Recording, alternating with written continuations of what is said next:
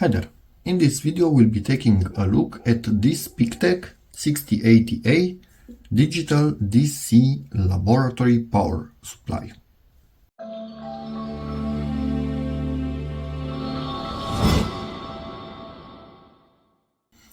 This particular power supply is a linear power supply versus mine, which is a 6227, and that one is a switching power supply.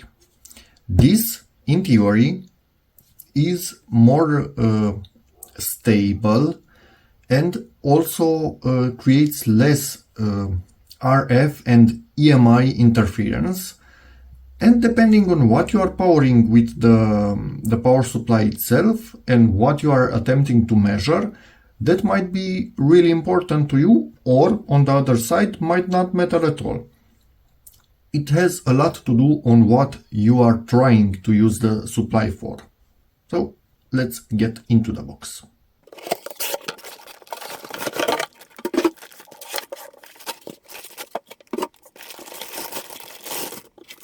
And it's out of the box, and compared to mine it's significantly heavier, hence it has this handle. And also it has a big cooler at the back. And this particular cooler is actually for the rectification board that has diodes, capacitors and whatnot. And the board is right here at the back. I could see it through the vent. And right here at the bottom you can see a big and heavy toroidal transformer that's doing the heavy lifting for the supply itself. If you want a bit more info, right here. So it can go from 0 to 15 volts and from 0 to 3 amps DC. And I will put it right next to mine so you get a size comparison. And my supply can do a higher voltage and can also do a higher current by being, at volume almost the same, but much lighter at the same time compared to this one. So a disadvantage of linear power supply: yes, they are more stable, they emit less noise, but for the same voltage and overall power, current, voltage not so important, current makes it be much bigger and heavier much quicker, so power in the end. It's, I don't know, more expensive, heavier, more cumbersome, bigger to work to get to the same power levels as a switching one. So linear only when you actually need a linear supply. To get a bit of a feeling, just think of the welding units, the welders. When they started using switching ones, they quickly became much cheaper and much smaller for the same power compared to old traditional units that relied on transformers. As you can see, in terms of size, the housing itself is more or less the same, but difference is weight for sure and way less power on this unit. Basically it has 45 watts, and if I remember correctly, this fellow, yeah, it actually is written here 150 watts. So yeah, and believe me, much heavier. Anyway, but at the same time much less noisy. I'm also going to be peeling off this thing. Woohoo! So yes, default is constant voltage. It's overshooting the voltage just a tiny bit. You want that because you can dial it back. And I'm 99% sure this is why it is designed like this. If they would have made it to go up to 15 volts, even if it drifts a minute bit in time, there would be no room for you to correct it, because that would have been its maximum. Like this, it overshoots just a tiny bit and you dial it back to exactly 15 volts if you need to. And you can see you have quite accurate control over what you are doing here, which is really nice. And here is coarser control, and you can go down to basically its minimum, 0 volts. You can hear a click in there, so probably it's switching between multiple or maybe only two, because I only heard the click once, windings on the toroidal transformer.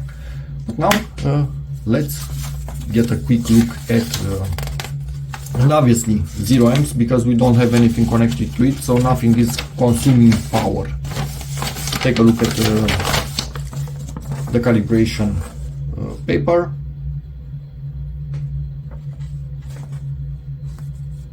Here it is, and now also a quick look at the manual. PeakTech style should be English at middle, and it is. I'm going to pull this back a tiny bit because this is a big manual, and feel free to pause it at any time. So here is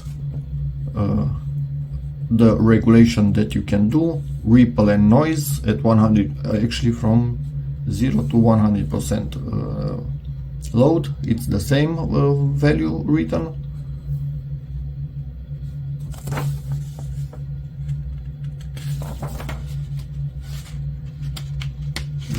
No, that's the last page right here. So I'm not sure if I actually showed you perfectly the whole page in here. It's quite a simple manual, and I like that, so that means it's a simple unit to use, and it is. It's a power supply where you can either go into constant voltage as we are now, or you can limit the current and go into constant current mode. So let me take the leads. It comes without leads, so you are ideal to use. Let me show you something like this, which is a separate video in the description, to be able to make any sort of connections that you like. And I'm going to show you something else that is really useful for this. Let me get it from a drawer. And this can give you even more possibilities for connections with all kind of alligator clips and tiny clips. This can also be used on multimeters, obviously, but you can also give power with them from this supply to various devices. Cool. As you can see in here, I have a car bulb connected. It's a 5-watt bulb because the 21-watt inside of it is burnt. It was a dual filament, and I'm connected right here, and in parallel I'm connected with other leads directly to the multimeter, so I can measure at the same time without changing anything, and I can disconnect this, connect it, do whatever I want. So yes, this supply doesn't have a connect and disconnect button like my digital one does. So when you power it on, be sure you want to actually power on your device. You could actually disconnect it, power it on, and set your desired voltage to the level that you want. Let's give this bulb, I don't know, 11.2 volt at the moment, like a car battery that's only the battery itself, not the engine running and charging your battery. We are in constant voltage, but why isn't my bulb lighting up? Not sure how well you can see that. Yes, if I wiggle it, top filament is also vibrating. That was the last good one. So yeah, this bulb is Gansky. I need another bulb for our test. Take 2 with a working bulb this time. Let's put the alligator clips on it, and as you can see, instant power from the bulb. Let's rotate it because we can see better what it's doing. 11.20, and we get 11.185. So that is 0.05. Am I, or 15? Oh, the math's not working, sorry. Yes, that is a difference of 0.015, 0.16 in this case. Again, minute difference, so it's more or less a 0.02 difference between them. It's almost nothing. But now let's play with the current. Let me see, the bulb is getting hot. I just touched it, that wasn't fun. We will decrease the current. I'm not sure which one of them I need to play with until we, yeah, now we are limiting current. It switched to constant current and we could saw the bulb decreasing.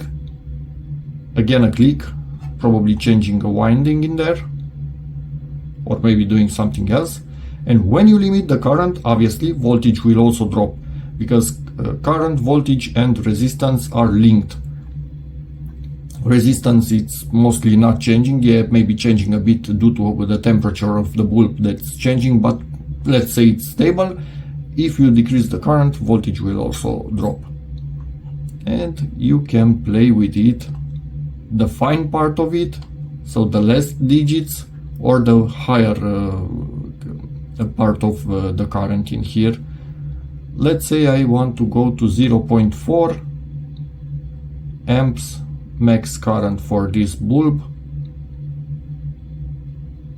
We are at 0.4, and as you can see, voltage at this current level is bang on for both of them.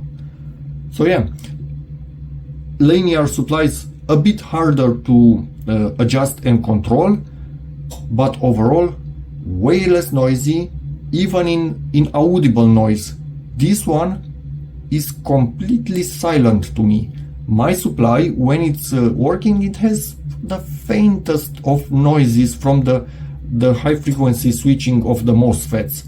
This, zero noise. I cannot hear a thing while it's working. So yeah, that's more or less it for this video. Really nice supply, will be put to good use, and depending on what you want to power, this could be a better choice than the switching one, or the switching one could be a better choice than this one. Up to you and what you need to do. Just a hint, you can see this barely running. Look at the voltage and current. So maybe when playing with stuff, it's a good idea to start with a really low current, so limit the current to the lowest possible.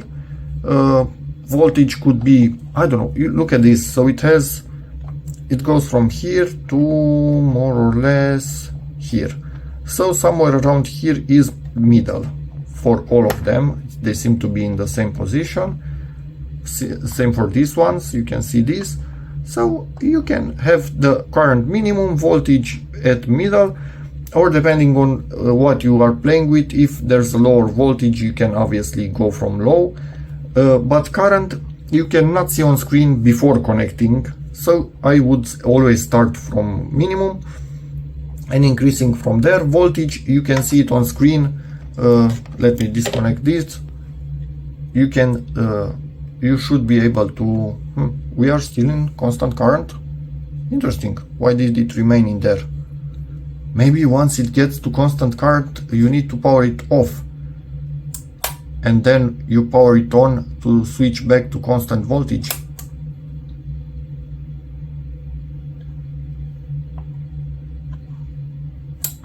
No, I was at 0. Okay, so to keep it at 0, it's always in constant current. Okay, that makes sense.